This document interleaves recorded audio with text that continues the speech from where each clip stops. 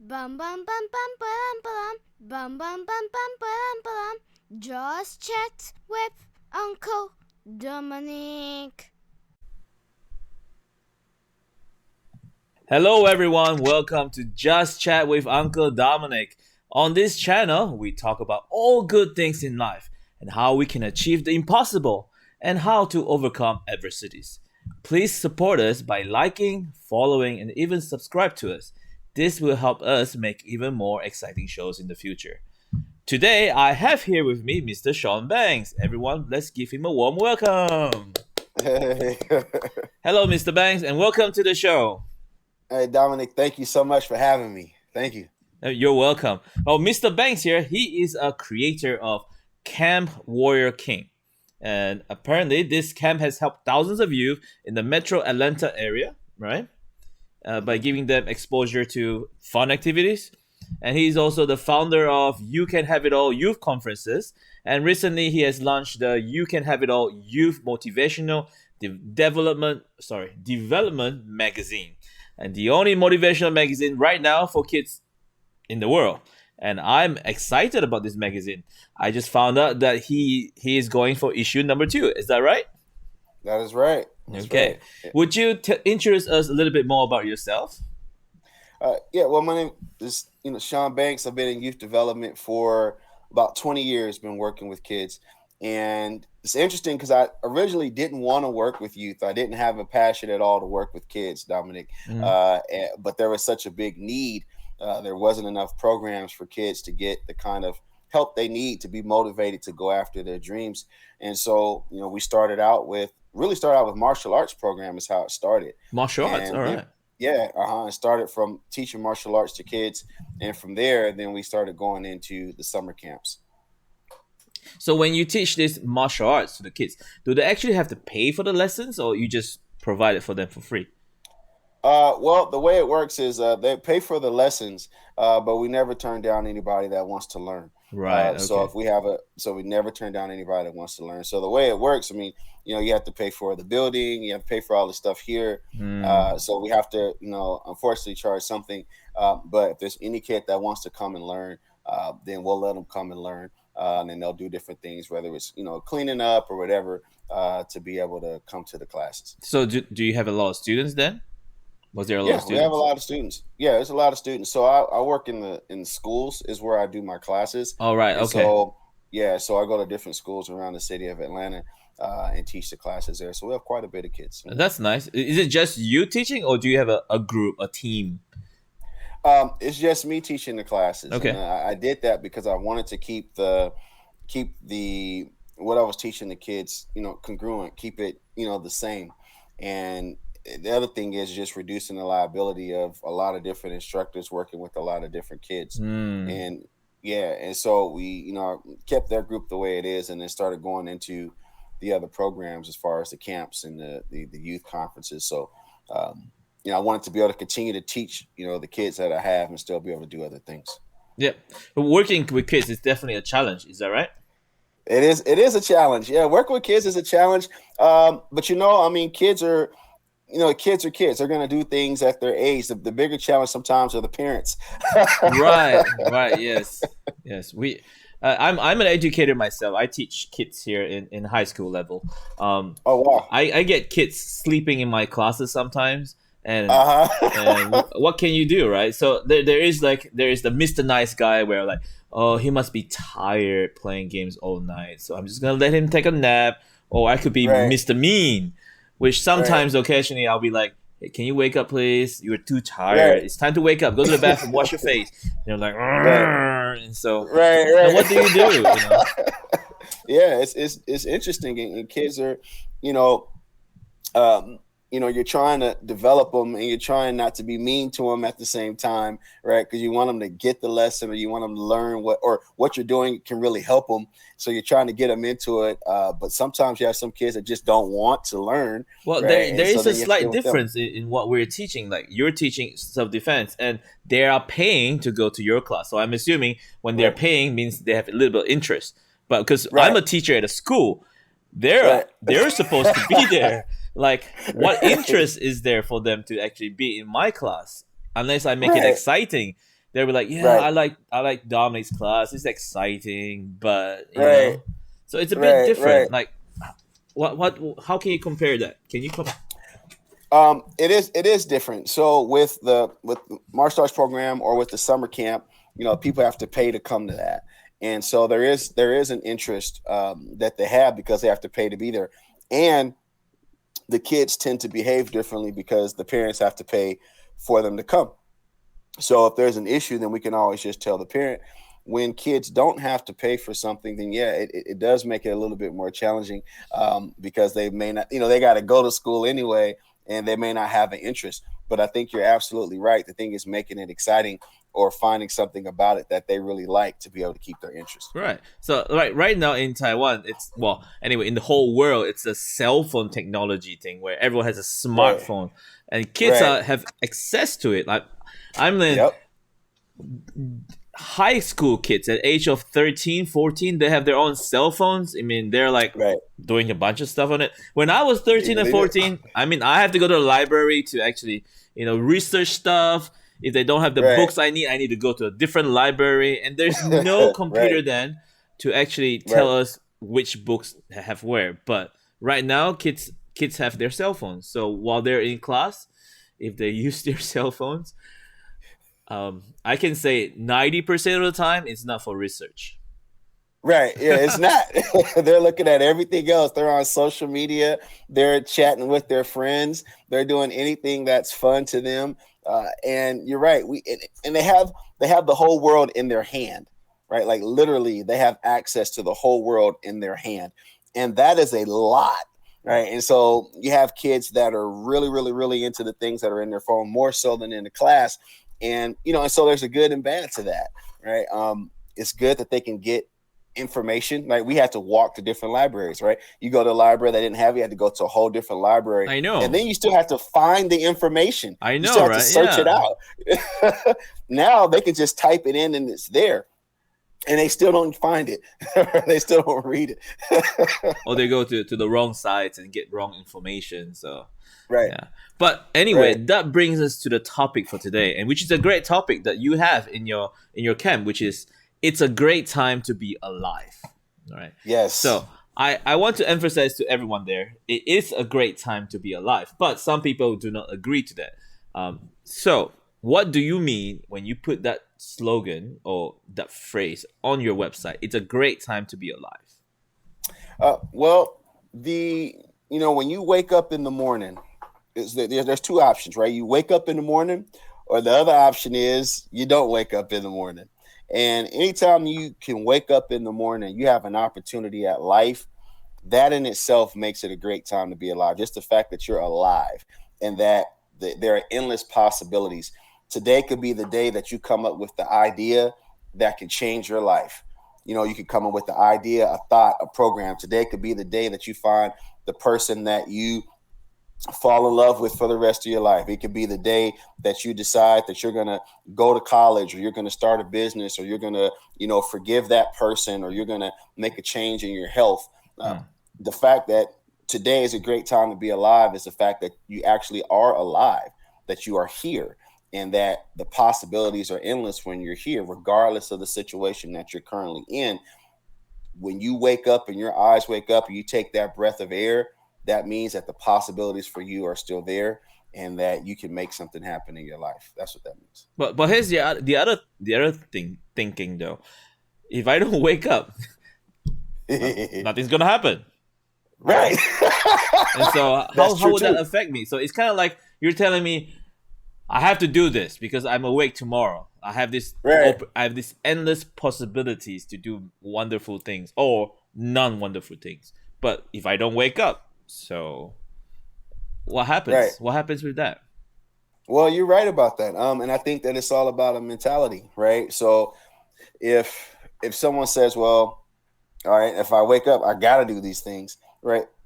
Yes and no. I mean, you can wake up and you don't have to do anything. You can wake up and you can just be, right? That's a choice. Right. So the thing is that when you wake up, you have a choice. You can choose to do whatever you want to do. But I at like least you I have like that word. You have a Yeah. choice. You have a choice. Most children or students, they think they don't have a choice, and even adults, they feel like there's no choice in the matter sometimes. And Right. so it's difficult when you have that kind of mentality. Like I have kids in my classes, they're like, Dominic, I can't do this. I cannot learn the English here. I was like, what? How hard is it? I mean, it's Right. hard. You're speaking English to me right now. I mean, Right. sometimes they're Right. like, I can't memorize this word. You just have to do it. I can't do it for you. You got to do it yourself. So Right. I can motivate them, but sometimes it's just a bit difficult when they have this mentality that it's too difficult. I can't do it. And so, and when their peers will actually say, yeah, you can't do it, just give up, right? So what Right. happens? You have kids, like they learn martial arts or they have go to your camps. Like I'm sure occasionally you get kids who give up, right? And, Right. and what do you Right. do and how do you help them to overcome that? Well, you have kids that give up or that want to give up all the time, and one of the first things that I do is you meet them where they are. That means where are they in just first of all, it's just being understanding of where they are. Right. I want to give up because of this situation. I'm feeling like this. I feel like that. Okay, I understand. Right. I understand how you're feeling, but we're not going to accept you giving up. Right. We are going to start to take steps for you to move in the right direction. It's just, and the best analogy for that to me is teaching a child how to swim. You don't just say, get up and beat them over the head and get your butt in the water, because they're not going to want to do it. You take them step by step by step, because the key to success for young kids is to get them to change their image of themselves. When a kid says, I'm going to give up, it's because they don't see themselves being able to do whatever it is that's in front of them to do. They don't believe they have the ability to do it, which means that they don't have the self-confidence, or the self-efficacy is the word, the belief that you can do something. They don't have enough of it in them. So you have to build that up. So the way to do that is just like getting a kid in the water. All right, just come near the pool, right? And just check it out. Look at the water until you, okay, it's not that bad. I don't see anybody going under. It's Give them okay. a push. All right. Yeah, right. Push in. Get in there. Get in there. I was waiting for you to say that. I was like, yeah, come look at the water. At least really Come look at the water. Push, get in there, right? See, all right, sink or swim, right? That's the old days. That's where the old people used to teach us. Those are the old days. Yeah. Nowadays, yeah. Well, you can't do that with kids now, man. You have all kind of problems. But it's and so you have to take those small steps with kids now, because they're just not wired the same way. With our parents and the way it was traditionally, you didn't have a choice. You had to do it. You're gonna swim. We're gonna throw you in the water, and you're either gonna swallow the pool or you're gonna start kicking, right? And so it was kind of that thing. Well, now there's so many things in place that you can't do it that way, and without having a lot of repercussions. It's having to take those small steps, because now kids will just give up and they'll rebel and they won't do anything, and then they'll go in the opposite direction. If they're willing to listen to you, they're willing to change. If they're willing to listen to you, they're willing to entertain the idea of actually trying, right? So then you take those small steps. Sit down in the pool. Put your feet in the water. Feels okay? All right. Stand up in the pool. Okay. All right. Get up to your waist. Get up to your neck, right? Okay. Now you're in the water. Start moving your arms. Okay. Now you're swimming. Step by step. So the way I do it is step by step. You take them step by step. And kids are at different levels. And some kids will get it, in a couple days, couple weeks, couple months, couple years. Everybody moves at a different level now.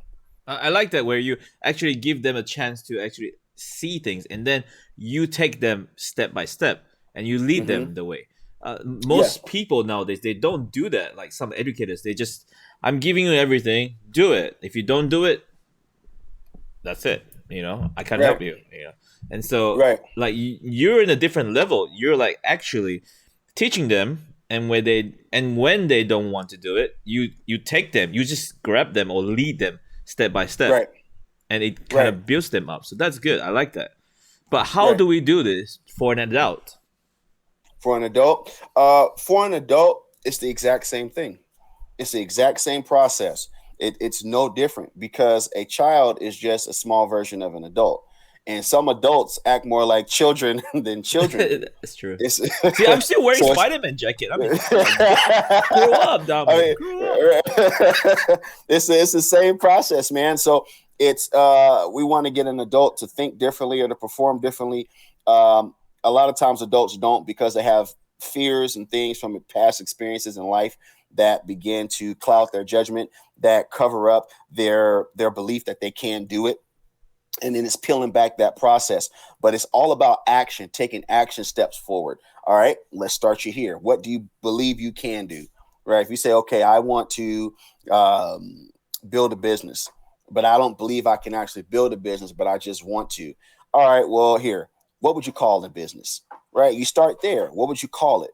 Right. You start with the small steps. You go all the way down to their level of belief of what they believe they can do. Can you come up with a name for your business? Yeah, I think I can do that. Okay, what would you call it? I would call it XYZ Company. Great job. Okay, cool. What would the colors be? Right? Let's say you want to do a restaurant. What would be the first dish that you would cook? Man, my grandmother used to make a really, really good soup. I think I could do that soup. Okay, great. Now they've been making steps starting this business, right? And it's meeting a person at their level of confidence, their level of belief, and then gradually increasing their level. If we put it back in an example of like martial arts, for example, right? Mm-hmm. Or just a person making a kick or a punch, we've all seen it. The first time somebody kicks, unless they have a lot of flexibility, their foot is not going to go straight up in the air. That's true. Right? They have to stretch, and that takes time. Right? It takes a lot of time to be able to get your foot up there, but it's the gradual process, right? One step at a time, one day at a time. Same way with adults. I think it's going to be tougher for the adults as well, though. Oh yeah, a lot tougher. Yeah. Well, in the Asian culture, right? I'll say this: like most of us are actually pretty prideful or pretty proud, and so Right. when we are experiences weakness or there's something, we tend to keep it inside ourselves and try not to share it out. And even if we share it out, it's not like in the States where actually people are like, oh no, you need help moving, I'll come over and help you move. But Right. here in the Asian culture, it's like, I need help moving. If I share it out, people are like, oh, you do? Actually, they'll be trying to think of an excuse. So they'll be saying, oh, why don't you hire this mover? I was like, oh, I wanted you to help me, So it's kind of like a different culture. And so I don't know, like I see this in young kids as well. Like in the States, right? Kids, if they have problems, most of them will actually open up and share to their friends or to their parents or to whoever, an uncle, whatever. But in Asian culture, most of them, if they have problems, they just either share it with their friends or just keep quiet. And we never know. The teachers never know. Like the other day, I had a kid crying in the class. I went to him. I was like, "Why are you crying?" He wouldn't tell me. It took forever. Like, why are you not telling me? I can help you. I will help you. Tell me, why are you crying? And he wouldn't tell me. So then I had to go back to teach my lesson. While I'm teaching my lessons, I'm still thinking, what's wrong with him? What can I do? It took me after one period of class, and I went back to him again and to ask him, I think you're crying because you're getting bullied, right? So I'm just assuming. I'm assuming things into his thoughts. And he said, and he nodded his head. Yes. I was like, oh, okay. So now we get to figure out who was it, So and then I asked him, is it him? Is it him? I point to everyone in the classroom, and make a joke about it as well. And eventually he said yes. He nodded his head. I was like, oh, so it's this boy. So I asked this boy to come here, and it's like, okay, you said something to him or you did something to him, and he feels sad. What is it did you do? He said, I didn't do anything. Of course, the rebellion says, I didn't do it. It's not me. And I was like, okay. So I go back to the boy. What did he do? He said something. And I was like, what did you say? And then he wouldn't tell me again. So it goes back and forth. Eventually, I told him, okay, you said something and you didn't think it's wrong, but he feel hurt. So you need to say sorry to him. Apologize. And so he can feel better. And then you guys are good friends. I'm pretty sure you guys are good friends. That's where you're talking in the first place. And so I got him to say sorry to him. Eventually, they made up. And I figured, I found out what they said, and it was pretty brutal. But to him, it wasn't. And so I'm like, so some kids, or some people, well, in this case, it took him a while to actually open up.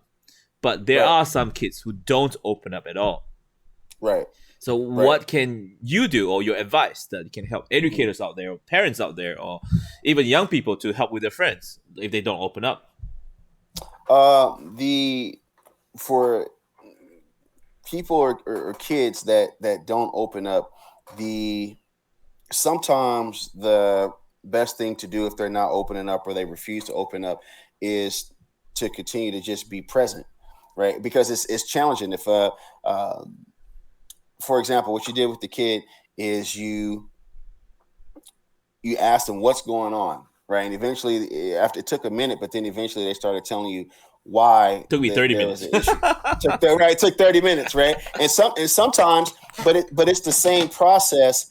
It's the same process where it might take 30 minutes, it might take 30 hours, it might take 30 days, depending on what happened to the kid, depending on their level of trust that they have with you. Sometimes a situation, you always ask somebody, hey, look, would you like me to get someone else for you to talk to? Right. And sometimes they might say, yeah, right. Because they just may not feel comfortable telling you. And that might not be because they might not think you're a bad person, but they may not want you to think differently about them. They might be embarrassed to say it to you. They might, you could be the problem. They just don't know. They just don't know what to say. And so then you ask them, hey, look, if you don't want to tell me, that's fine. I understand. What if we get you somebody else to talk to? Who else would you like to talk to? Maybe a teacher, a friend, an uncle, grandma, grandpa, a counselor, or somebody else you would like to talk to about it, right? That will keep it between you and that person. And then sometimes they'll say, yeah, or sometimes they just say no. Sometimes they're just not ready. And the thing is that when they're not ready, is to respect the fact that they're not ready. And that's challenging because we want to solve an issue all the time. Right. But with kids, it's, we can't get upset when they don't want to tell us what's wrong, because then that becomes an issue as well. Right. Well, tell me why. Why don't you tell me? And they're not ready to, right. And they're just not ready. But to, remind them and say, hey, look, I know you don't want to talk about this. I see this is affecting you, but I'm here for you whenever you want to talk. Right. And you continue to spend time, continue to love on them, continue to develop them. And hey, I'm here for you. I'm here for you. So that they know that they have somebody that loves them. Right. And then you might move on to something else. Hey, how you doing today? You doing all right? Everything's going all right? Yeah, I'm feeling better. And they might have worked it out themselves and might have moved on from the situation. And as long as they're doing better and you see progress, then you have to assume that, hey, okay, they've moved on from it. When they don't, you have to, hey, hey, you like somebody to talk to? Can we get somebody to talk to? Hey, what would make you feel better? Right. So what you're saying pretty much is we as an adult or the person that's helping, we need to build more compassion and have more patience towards the people. If we're trying to help them, yes. I mean, most of the time we need to remember in our head that we are trying to help them, not make it worse. And I know, not make it worse. Yeah, I do know some educators or some teachers who like they have this problem. They knew the problem is there, and the only way they solve it is with a stick. I mean, in my days, yes, a stick helps, but in these days, a stick is like, I don't know, just a bam, you get more problems. You get more problems. Yeah, man. It doesn't solve everything, so it doesn't solve everything. Because I feel like being more compassion and build your patience and towards. And have the mentality that you are actually helping someone, that you want to help someone, so you should make it that way instead of forcing someone. Like you said, if you force someone, it's not gonna work, right? So, absolutely, it's not gonna work. And I mean, it goes back to that cell phone, right? We're in the generation where kids are exposed to so many different things, and they want to know why, right? They have access to information, and so the difference between when we were growing up and kids now, we didn't have the access to the information to be able to say why, right? Why is this? You'd have to look at an encyclopedia and the information had to be there.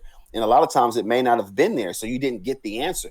Well, now they have answers. So you can't just hit a kid over the head with a stick or use a rod to straighten out every single child, because now they want to know why.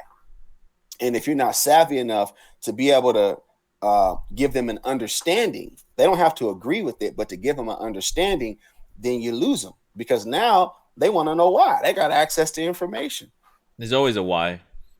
Always. And my answer is because I'm a teacher. Right. I'm the man here.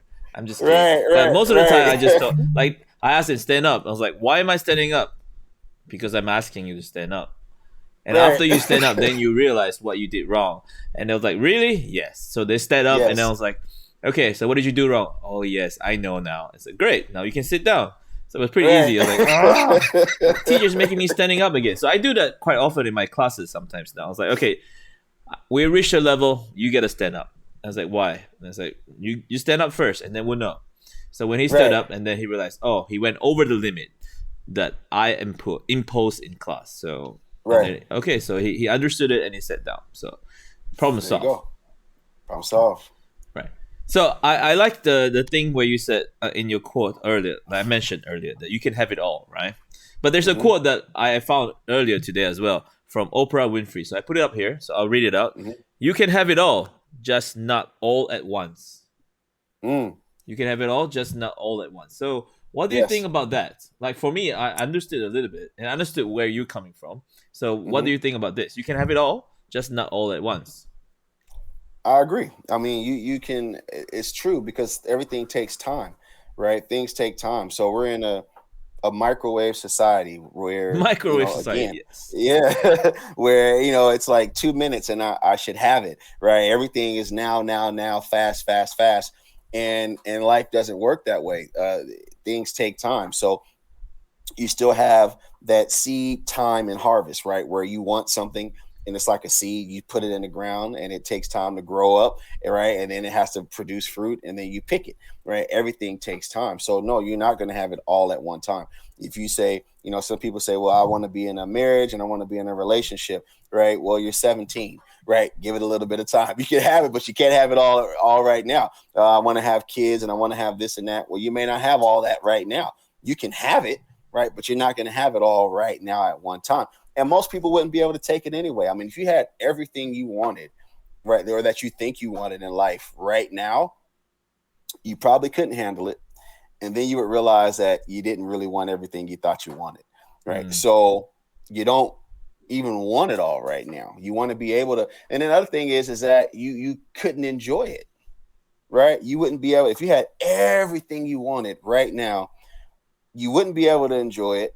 And the other thing would be, why would you be alive? You'd have no reason to pursue anything. If you had everything you wanted, you'd have no reason to wake up and to go because you just got everything you want. Part of the joy of going after success, or part of the joy of success in life, is the pursuit. It's the journey. It's the story that you get to tell from what it is that you went through going after something. That's true. I like that. But there's still some kids. I don't know. You mentioned you have two children, right? How old are they again? Yep. 7 and 4. 7 and 4. So does your 7-year-old know what he wants to be in the future? He says he does. Yeah.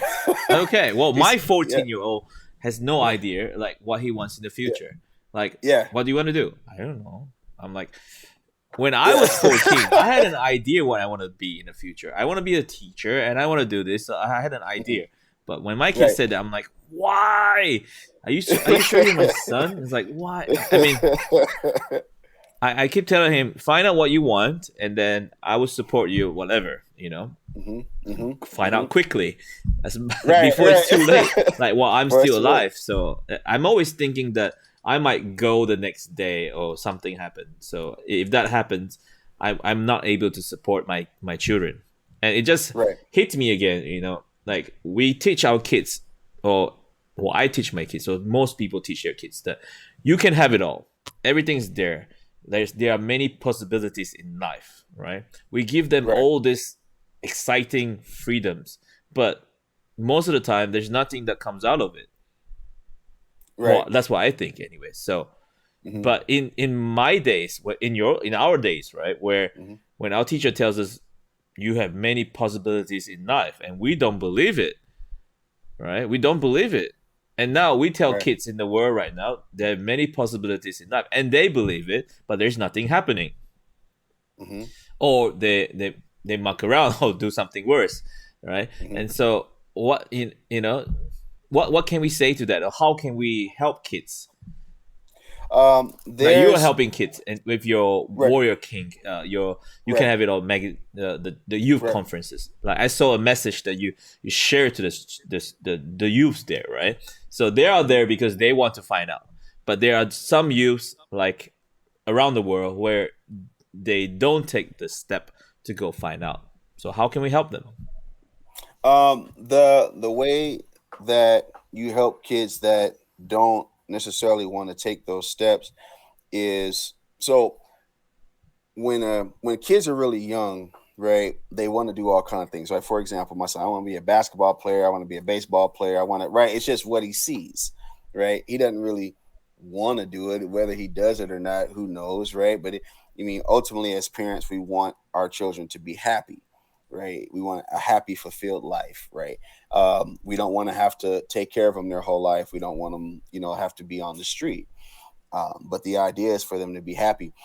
When someone says, when you say, "Hey, what do you want to be in life?" and they say, "Well, I don't really know," um, it means that they're actually looking and trying to figure it out. It's a whole lot better than them saying, "I don't want to be anything," right? Mm. It's like, "Hey, I don't know what I want to do yet," and so then it's all about finding interest. What are you interested in? What are your passions? So because most people don't know what they want to do, they end up doing something they don't like to do, right? So they end up just having a job because they got to pay the bills, which is like most people in the world. We end up doing things we don't like to do because we didn't necessarily connect with that passion, or we didn't believe the passion would provide for us, or we were talked out of it because our parents didn't think that what we really wanted to do was worthy. And so when it starts with, what do you love? At Camp Warrior King, what we do, the camp is about exposure. It is all kinds of things. They learn to play instruments, they learn to hike, they learn to shoot, they learn to fish, they learn to hunt, because there's careers in every single field of life. Everything has something that you can do to make money. The thing is finding what you love to do. So with kids, it's the exact same thing. What do you like to do? What do you love? So a kid will say, "Well, man, I love playing video games." All right, well, let's play games. What if you could design a video game? Would you like that? Yeah, that would be pretty cool. All right, cool. Well, then let's get you in a camp that's about designing video games. So let's get you in an after school program that's about designing video games. Or a kid that says, "Man, I like playing drums." Mm. Cool, man. All right, well, let's get you playing drums and get you in classes. It's following the passion. I think that it's more following the child's passion and not being as concerned about what they want to do in the future, because that changes, right? Because the kids change. What they want to do at 14 or 15 or at 12 is different than what they really want to do at 21, 22, 23, right? And now that industry may not even be around. Imagine a kid that said, I want to be a taxi driver, right, when he was 7 or 8 years old, and all of a sudden you pop out and now you got Uber, right, or you have automated driving, right? That career is gone. Right? So it's really more about the present and finding what they're passionate in, and then cultivating that passion. And by cultivating that passion, they're going to be happy, which is what you really want. Mm. And then through that happiness, they will find their own path in life of what they want to do. It is absolutely okay for a kid to say, "I don't know what I want to do right now." What's not okay is for them not to have something that they love to do in the present, because that's where their happiness comes from. That's where they can get that sense of, I may not want to talk to you about my problem, but I can go in here and play the drums for an hour, and I come out and I feel so much better because I talked to those drums about my problem until I felt better. Does that The make drums are sense? broken. You need to buy a new one. Yeah, I got my new one. But here, yeah, that's the thing as well. In the culture differences, like in Asian culture, Right. like kids here, they don't think that much of what they want to do. But when they think about it, they know that it's not going to happen. Like they say, "Oh, I want to be an esport player. I want to play video games for life." I mean, the parents, Asian parents, are going to say, "No, you have to be a Right. doctor or something. Something amazing." And it's the Right. same everywhere. And Right. so kids, they come to school and yeah, I'm gonna be whatever my parents want me to be. I'm like, okay, what is that? And so I don't know. I'm like, you don't know what your parents want you to be? And I was like, no, Right. just they want me to study hard. I was like, okay, so. But as a teacher, I can't say don't study hard. I have to say, yeah, Right. good, study hard. That's good. Right. And figure Right. out what you want Right. to do. And so, but Well, it's difficult. It's different. well, I it think it's is. different. It is. It is different, and I think that that's the part that is changing around the world, is that kids are able to say, we're able to discover, "Hey, I want to follow my passion." Because for any parent, ultimately, you want your child to be happy. Hmm. You want them to enjoy it. So, my dad was talking with a gentleman the other day. He was a doctor, And he said the exact same thing. I had to stay in the house, and my parents wanted me to become a doctor, so I had to study all day long to become a doctor. And he became a doctor, right? But is he happy? Is he enjoying his life just because he's making good money, right? Is he happy? Is he actually enjoying his life? As opposed to someone who says, okay, well, I want to be that EA sports player. And like, so now you have like drone racing around the world, like these big Yeah, drone yeah, I see tournaments, that. Yeah. right? Things like that, where a kid can do that, or say, man, I would love to fly drones. Or how in the U.S., for example, there's going to be about 100,000 different jobs and careers coming out for people that they need to fly drones for different things, whether it's for search and rescue, Mm. finding people that are missing, putting out fires, finding fires, finding criminals, moving packages, right? So they can create the world that they want. One of the quotes that I really love is the best way to predict the future is to invent it. And that's Mm. something for kids to understand. The best way to predict the future you want is to invent it. What do you want to be? I want to be this. Follow your passion. Follow your passion, right? And that's not telling them to go against their parents. That's telling them, hey, look, at some point you're going to be an adult and you're going to be able to make a choice of what you want to do. Follow that passion, because then you'll be happier for it, which is what all your parents want. Mr. Banks, I'm following my passion. I'm an educator. I love my job, but I don't get paid well. That's the problem with educators. We don't get a lot of money. I want to have money. I mean, for anyone out there, if you want to drop in some money to teachers here, like I would love to have some extra money to do stuff. But that's the thing. I love my job, but it's difficult to to get by sometimes with the measly pay because of as an educator. I mean, so yeah, but here's the thing that I want to bring up, because you mentioned it, and I brought up the quote right here. Believe you can, and you're halfway there. Believe you can, and you're halfway there. So I think it coincides with what we mentioned earlier, like you mentioned, and if we believe it, we done some part of it, right? We have achieved some part of it, and so we just have to take the next step and keep on doing it. Absolutely. I mean, that's absolutely right. Believe you can, and you're halfway there. The idea of that is the vision is 50%, right? Seeing what it is that you want to be, saying, okay, well, let's go back to that EA sports player. I want to play video games. Mm-hmm. That's 50%, right? I want to play video games. I want to make money from doing it. That's halfway. The other half is putting in the effort. It's putting in the work, right? You can believe and believe and believe and dream all you want to, but if you don't ever take the steps towards doing it, it's not going to happen. The difference between people that make it to where they want to be, or get to do some of the things they want to do, is that they start taking the steps towards doing it, and other people just say, hey man, I wish, I want. So believe you can, and you're halfway there. The other half is now start taking the steps, physically doing it, making the sacrifices to get what it is that you want out of life. That's the thing, sacrifices. It's some sacrifices are, some people consider very tough sometimes. Absolutely. Because sacrifices are tough. That's the whole thing. If it was easy, everybody would be doing it. If sacrifices were easy, everybody would make the sacrifices. But, it's very comfortable to sit and say, okay, I'm going to watch the game, all day today. I'm just going to hang out and watch the games all day. Okay. Or, I'm going to get in my office. I'm going to get outside, and I'm going to do what it is that I want to do. Right. And that's difficult because people have a fear of missing out. Oh, I'm going to miss this game, man. I'm going to miss, this person making the goal. Well, that person, you're actually watching somebody living their dreams, right? You're watching them making a goal and you're not going to feel more rewarded than they are. You're not going to get their paycheck, right? Yeah, there was a meme this week that I just saw, like a soccer player like scored a goal and everyone's like, yeah, I'm cheering. And at the end of the day, the soccer players, they go in a nice car, and the fans go home in their buses and stuff. So I'm like, oh wow, we don't see it. We don't see it that way though. Most of us don't see it that way. But eventually, the meme came out. Like, yeah, I see, it's happening. We know it. We're paying for them. We're paying for their nice cars and whatever. Yeah, that's right.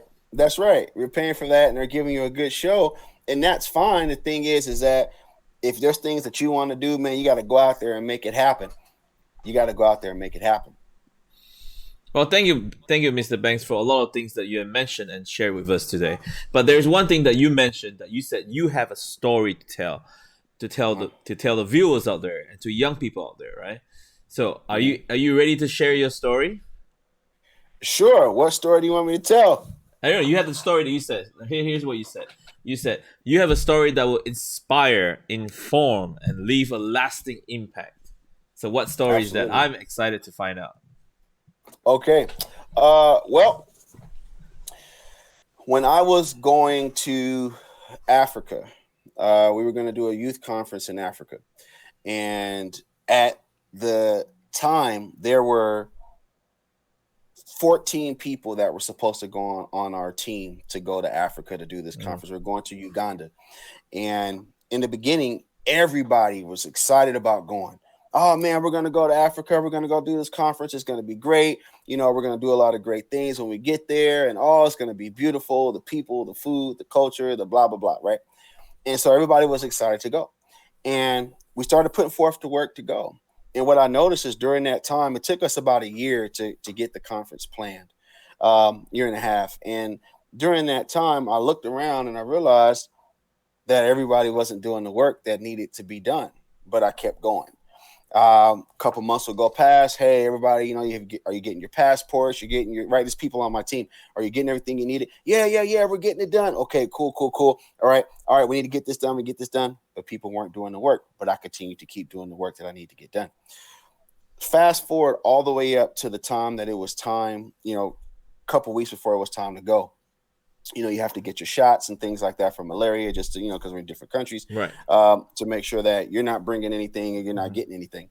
Um, and at that time, everyone that was supposed to do what they were supposed to do hadn't done it.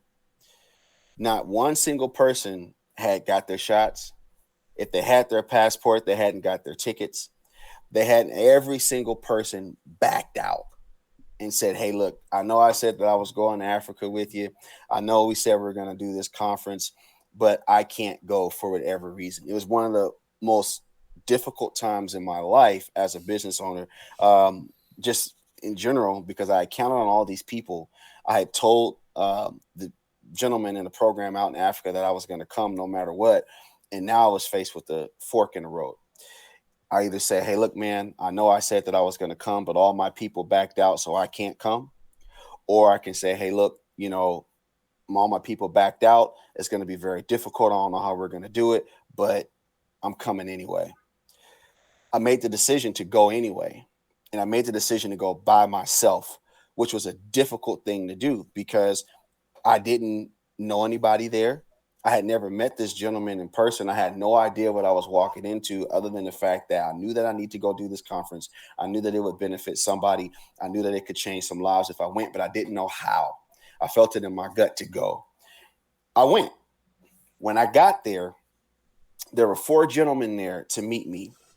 Those four gentlemen made sure that I had everything that I needed once I got there. We went, we did the conference, we did it's called like a field day where the kids are playing soccer and they did all kind of games and talent shows. The Mhm. kids had a ball. There were several women that came up to me that said, "Hey, look, you know, before this conference, I wanted to kill myself. I had planned to take myself and my child to the Nile because it's right on the White Nile, and jump over the river and take my life because I had been with a man that didn't want me. I got pregnant with another kid, and this other guy didn't want me, and I wanted to take my life. But somebody told me to come to this conference and that I would get some help. I'm happy that you came. I'm happy that you did the conference." There were so many people that started coming and saying, "Just thank you for showing up." That it really impacted me. It really impacted me. So then there was an orphanage that was struggling. They were struggling to feed the children. They were struggling to make ends meet, and they were going to have to shut down the orphanage. And so I said, "Okay, well, hey, look, you know, what does it cost? How can we make it work? Um, can we start supporting this orphanage?" And so that's what we did. And that's where the You Can Have It All orphanage in Uganda, East Africa came from. It came from that trip. the point is in that story, and I had a lot of struggles along the way. I mean, I got arrested when I was there because I thought I was somebody I wasn't. I mean, we had people taking money that weren't, they supposed to, they weren't supposed to ask anybody for money. You had people that were telling people to donate money on the stage, and they weren't supposed to do that. Right? We had all these things going on. Things weren't paid for that was supposed to be. So many challenges. But had I not gone, maybe that lady's life wouldn't have been spared. Who knows what her child is going to become in life? Maybe those people wouldn't have gotten the motivation that they needed to go after their dreams. Who knows what they're doing now, what they're going to do. But most importantly, those children in Uganda, in the orphanage, man, what would have happened to those kids? And so, to anybody that wants to live their dream and that wants to do something, when you have the challenges and the fears, they're going to be there. The doubts are going to be there. But when you feel good about it and you know it's the right thing to do, you do it anyway because you don't know who you're going to impact in the future. You don't know whose life you're going to help, and you're also going to help your own. But you don't know what changes you're going to make in the world or just in your community by doing things when you're afraid to do it anyway. I like that story a lot. It shares a lot Yeah. of message. It is also the real reason why I want to be a teacher as well. I want to educate. I want to teach, and I hope that my students will actually come back one day and say thank you to me.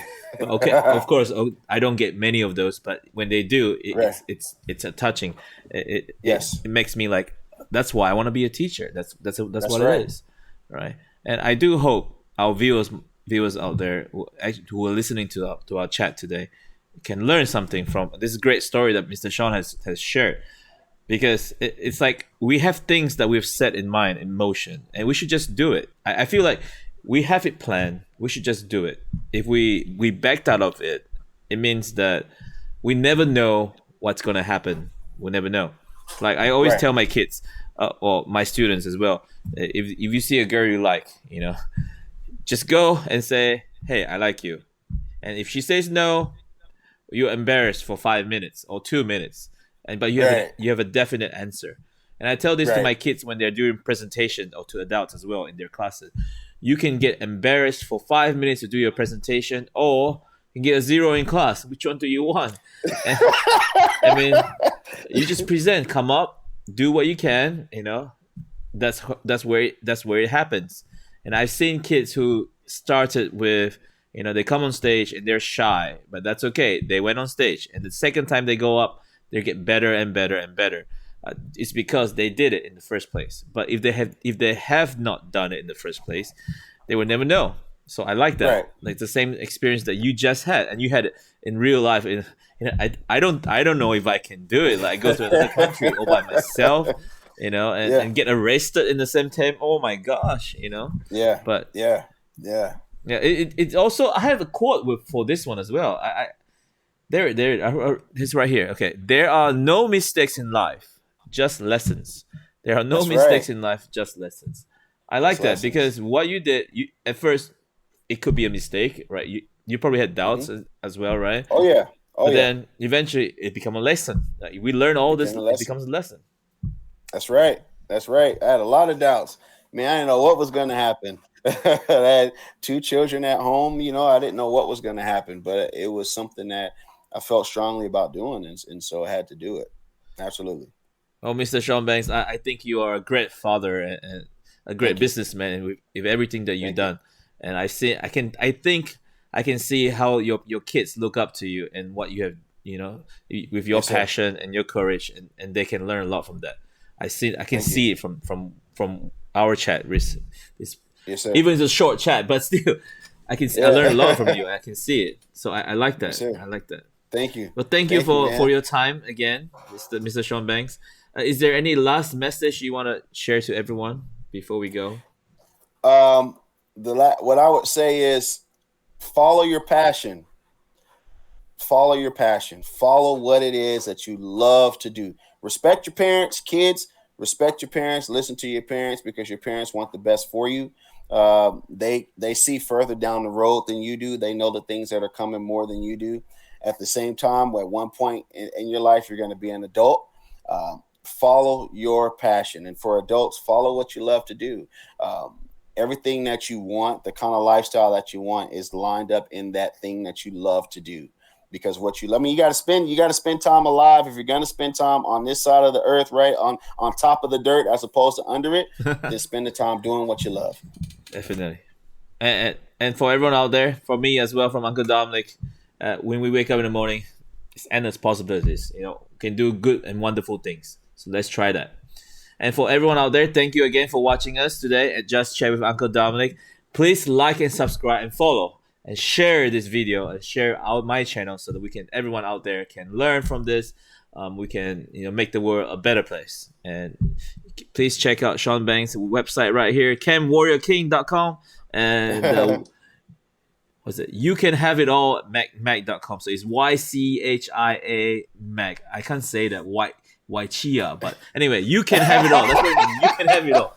I'm trying to pronounce it. How do you pronounce that one? Well, actually, it's an acronym, so it's just YCHIAMAG.com. But just look up You Can Have It All magazine. Come right up. You Can Have It All magazine. So it's right there. Look it up. And I think he also wrote 3 books. If you can check that books out as well. What are the names for the books again, Shawn Banks? Persevere, Overcome, Win, Raising Extraordinary Kids, and the new book is Be Unstoppable, Living Life. All right. So please, guys, do check it out and support him as well in his endeavor in helping youths out there and making the world a better place. And thank you. That's it for today, guys. Goodbye.